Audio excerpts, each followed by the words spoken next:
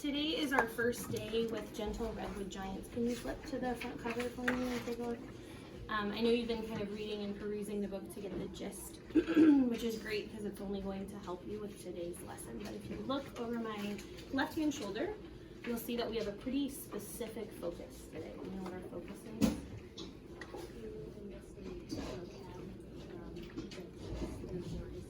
To investigate vocab in the text through word association, and that is a lot of different layers. There is an action word in that learning goal. A verb. It's to investigate. What does it mean to investigate? To search. To search. Add on. That's what I was gonna say. Really? That's What else? I was gonna say. So like look or dig or something. I like that. To dig deeper. So today we're focusing on digging deeper into what? Vocabulary. So we're not really talking about the main idea, we're not putting together a timeline, we're not really doing anything except zeroing in on the vocabulary, okay? Chase, inside the supply bucket there's some dry erase markers in that blue cup. Could you give everybody one dry erase marker, and then you can put the red bucket down on the ground so it's out of the way. I'll need one too if you don't mind. I like green. Green works for me. So what we're going to write on the table today is exactly what our job is so that we can constantly be looking down at our job. What is the action or the verb for today's? Right, so that's the first thing that we need to put on here. So let's write the word investigate.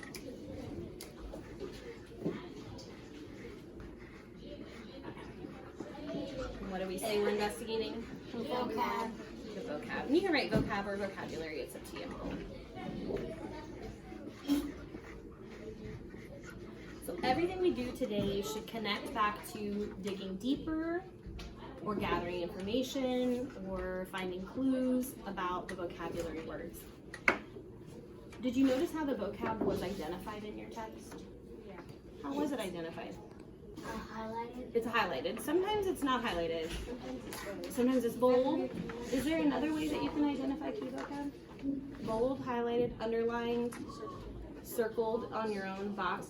Sometimes it's italicized too. That's when the letters are slightly slanted on the page. Like kind of like accent. Right, like an accent. So today's words are highlighted in yellow, which is going to be really important going forward from the week. And I've gone ahead and done some legwork for you. And I've pulled a series of words from the text that we're going to use today. And those are our focus words. Chase, could you put this red bucket down so that we can all get to the center of the table together? Thank you. These focus words come directly from the text. They're in blue. The words that I've written in red are connection words because the bottom part of our learning goals today says that we're going to investigate the vocab using association, word association, like connection, exactly right. So last week when we were learning about civil rights, we used segregation and integration to identify an important word, right? So today we're going to cross our fingers. Can you cross your fingers? Either hand, it doesn't matter. Cross your fingers. Anytime you hear the word connection or association, you're just going to quietly cross your fingers. Why do you think I chose to cross fingers for association? A connection. A connection or a relationship of something. They're touching, they're related in one way or another, okay? Your red words and your blue words are related in one way or another. And so in addition to looking at the words, we're going to talk about how they're related. What are some ways that you can connect words in a text? By their meaning. Good. What's that called? By using context clues. Very good. Yeah. What if I give you a couple words and you can tell me how they're connected? What about a word like hot and scalding? How are those words connected? They're both like showing like heat. Mm-hmm. Okay, so they have a similar meaning? Yeah. What is that called when two words have a similar meaning? Synonyms. Synonyms have an opposite? Antonyms. Can you think of an example of an antonym? Hot and cold, right, building on mine. Now, antonyms meaning opposite, synonyms generally meaning the same or pretty similar. There's another way to connect words. I'm going to give you the two words. Pie, slice. How are they connected? You can slice a pie. You can slice a pie. What were you gonna say? I was gonna say like they're both part of. I forget what it's called, but they're both part of the same thing. They're parts of the same thing. Like the same whole. The same whole. A slice of pie is part of the whole pie. So the relationship between a part and a whole is another way to make word associations, right? Yeah. Make word connections. So today, we're not only going to focus on words from our text and connecting words, but we're going to focus on how the words are connected. Okay? I love the way that you're tracking me when I speak. Thank you. Let's take a look at our words from the text. Now, these words are written in blue. There's nothing on the back. The reason for that is because while you're reading this week, you'll investigate the glossary in the back of your book and investigate further. But for the most part, here are the words from the text. What's this word? Resource. Shallow. Civilized. Independent. Evaporates. Dense. All these words are related to gentle redwood giants. Are there any words down here right now that you don't know the meaning?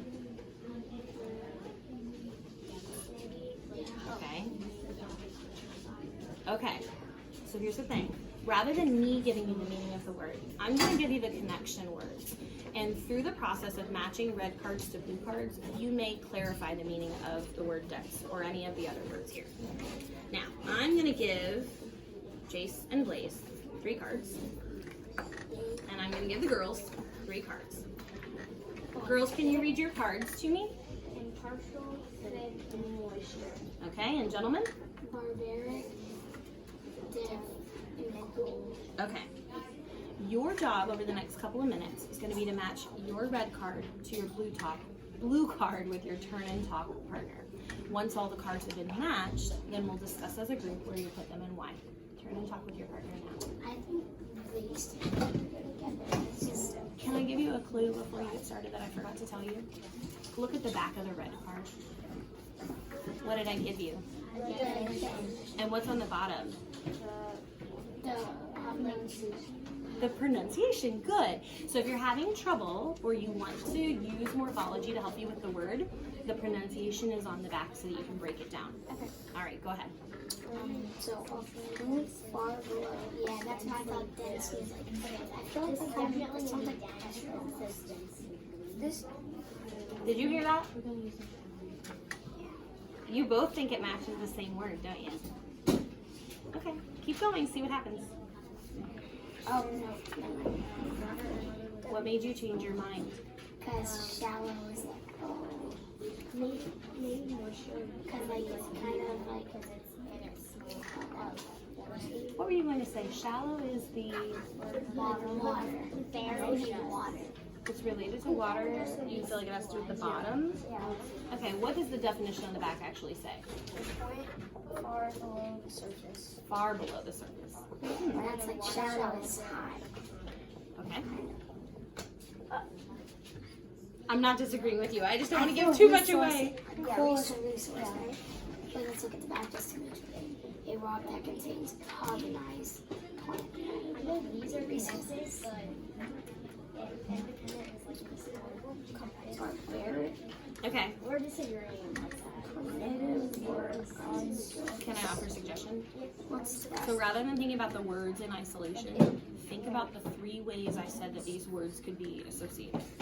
They could be synonyms, they could be antonyms, or they could be a part to the whole. Just asking water. That was like super fast. What went through your head when you connected them? Oh, I know what it is to me. There it is. You need moisture to evaporate. So are they really? They're part of a whole. Exactly. You need moisture to evaporate.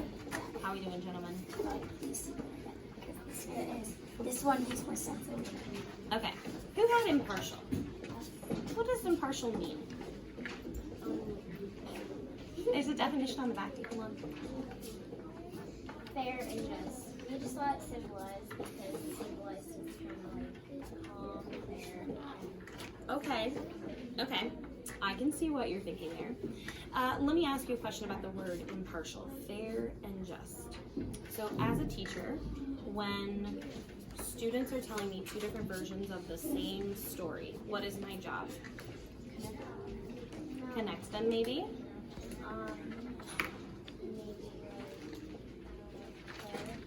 To clarify. Is it also my job to be fair and just? Yes. Right. So is it a good idea for me to listen more closely to your side of the story than your side of the story?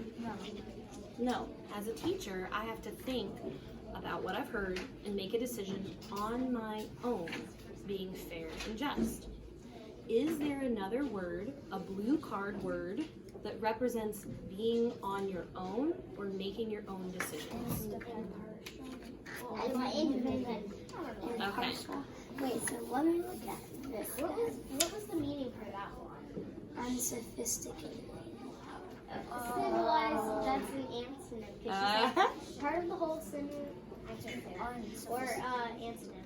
Good. Okay, so let's talk through these because you guys seem pretty confident about what you've done. You've connected resource and coal. Gentlemen, why? Because I feel like coal is a resource.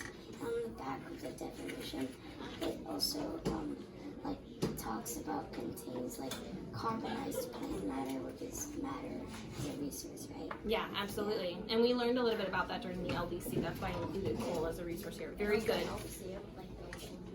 This is part of a whole. What are some other resources? Yeah? I was just gonna say coal. I'm like, oh wait. Water, oil, electricity could be a resource. So these are definitely part of a whole and they go together. Well done. Blaze, can you tell me about another one that you all matched?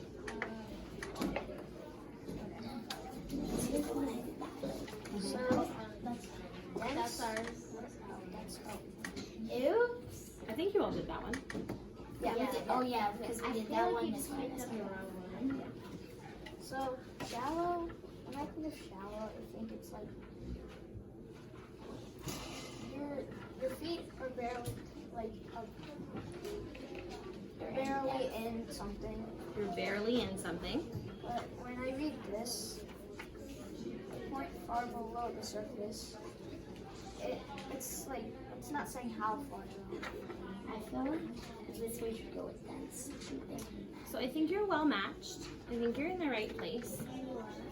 So let's talk about this in terms of a bathtub. When you have a little baby in a bathtub, what should the water be? Low and shallow. As you get older, you can increase the depth of the water. The definition of depth is a point below the surface, point far below the surface. Is shallow water going to be a point far below the surface? No. So this one is far below the surface and this is not. So how are they? They're antonyms. Yes, absolutely. I don't know. I think it could be argued that they're even part of a whole too. Yeah, that's what I was gonna say. Because they're both water, right? Right. So shallow versus mid-range water versus deeper water. So I think this one could be argued either way. And I hadn't really thought about that ahead of time. But based on the examples that you were using, it led me to feel that way. I like that. All right, girls, tell me one of yours. So we did dense with thick because thick is firm in consistency and dense is kind of the measurement of how hard it is. And so it was connected. And so how are they connected? These words they're synonyms. Absolutely.